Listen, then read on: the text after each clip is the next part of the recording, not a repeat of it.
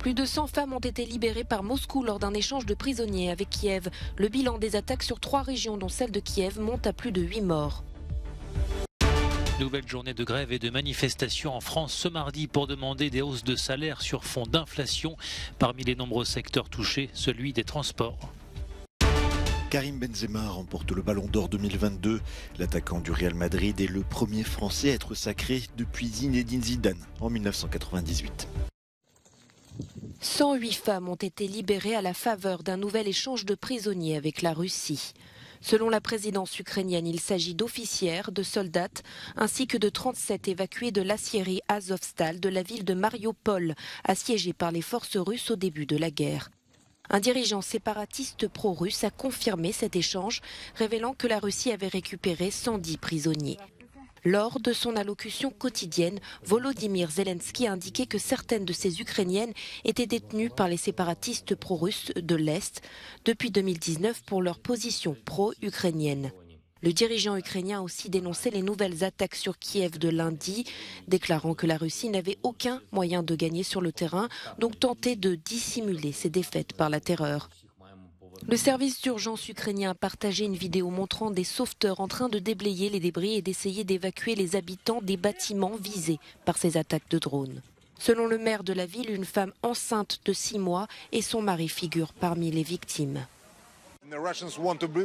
Les Russes veulent déprimer les Ukrainiens.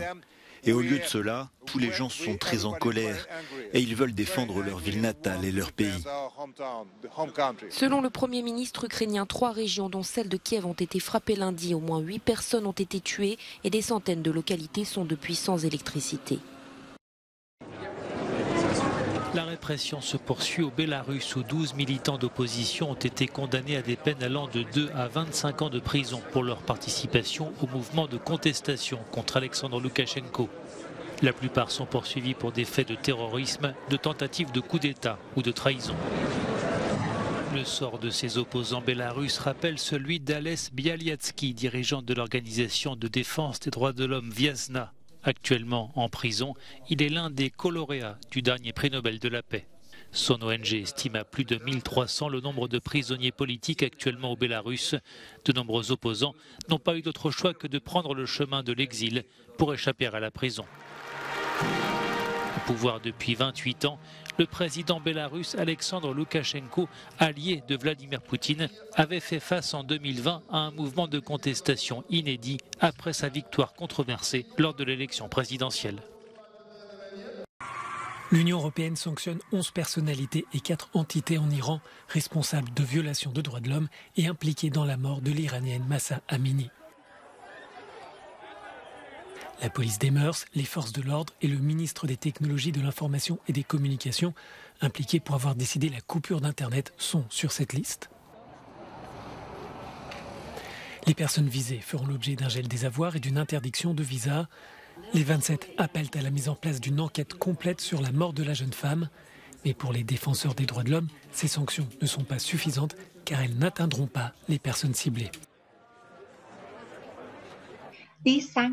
Ces sanctions vont dans la bonne direction dans le sens où elles obligent les auteurs de ces horribles violations des droits de l'homme à rendre des comptes, dans une certaine mesure, en particulier dans le contexte de l'Iran où le système judiciaire n'est pas indépendant et où par conséquent les responsables d'assassinats et de torture de manifestants et de passants ne sont jamais tenus de rendre des comptes. Cependant, étant donné la gravité des crimes commis en Iran et les revendications radicales qui sont exprimées par les manifestants, il est très important que la communauté internationale aille au-delà de ces sanctions et des déclarations sans blessure qui demandent simplement aux autorités de réprimer l'usage de la force ou de mener des enquêtes. L'Union européenne envisage aussi de prendre des mesures contre Téhéran concernant d'éventuelles exportations de drones employés par la Russie en Ukraine. Kiev assure que certaines des attaques russes de ces derniers jours ont été menées à l'aide de ces appareils, des accusations rejetées par le régime iranien. Nous suivons avec grande attention l'usage des drones. Nous rassemblons des preuves. Et nous serons prêts à réagir avec les outils à notre disposition. Cette question intervient à un moment particulièrement délicat dans les relations entre l'Iran et l'Occident. L'Union européenne essaie en effet dans le même temps de sauver l'accord sur le nucléaire iranien. Nouvelle journée de grève et de manifestations en France ce mardi. Au cœur des revendications, les hausses de salaire face à une inflation galopante qui pèse sur le pouvoir d'achat. Dimanche déjà, plusieurs milliers de personnes ont participé à Paris à une marche contre la vie chère organisée par la France Insoumise et son leader Jean-Luc Mélenchon. Le mouvement de grève à l'initiative de plusieurs syndicats, en tête desquels la CGT et Force ouvrière, touche aujourd'hui plusieurs secteurs professionnels, à commencer par la SNCF, où de fortes perturbations sont prévues, avec seulement un train sur 2 sur certaines lignes. Des perturbations également dans les transports en commun, notamment en région parisienne. Le mouvement affecte aussi l'éducation nationale, les hôpitaux, les ports, le transport routier de marchandises, les ordures ménagères ou encore les secteurs de l'électricité et du gaz où des coupures de courant ne sont pas à exclure. Sans oublier les raffineries, toujours engluées dans un conflit social, la grève a été reconduite ce lundi dans 5 raffineries. Le gouvernement a ordonné de nouvelles réquisitions de personnel pour approvisionner en carburant les stations-service à sec, des réquisitions condamnées par les syndicats. La CGT dénonce une atteinte au droit de grève et accuse le gouvernement d'avoir mis le feu aux poudres. Karim Benzema rejoint le panthéon du football. L'attaquant français du Real Madrid, formé à Lyon, a remporté lundi le Ballon d'Or qui couronne une saison exceptionnelle. En club, Benzema a décroché une Liga et une Ligue des Champions et marqué 44 buts en 46 matchs, devenant le 2e meilleur buteur de l'histoire du Real Madrid derrière Ronaldo. Au classement du Ballon d'Or, Karim Benzema a devancé Sadio Mané, l'attaquant sénégalais, passé l'été dernier de Liverpool au Bayern Munich. Arrivent ensuite Kevin De Bruyne, Robert Lewandowski, Mohamed Salah, Kylian Mbappé, Thibaut Courtois, Vinicius, Luka Modric et Erling Haaland. Âgé de 34 ans, Karim Benzema devient le 5e Français à remporter le prestigieux Ballon d'Or après Zinedine Zidane, Jean-Pierre Papin, Michel Platini et Raymond Kopa.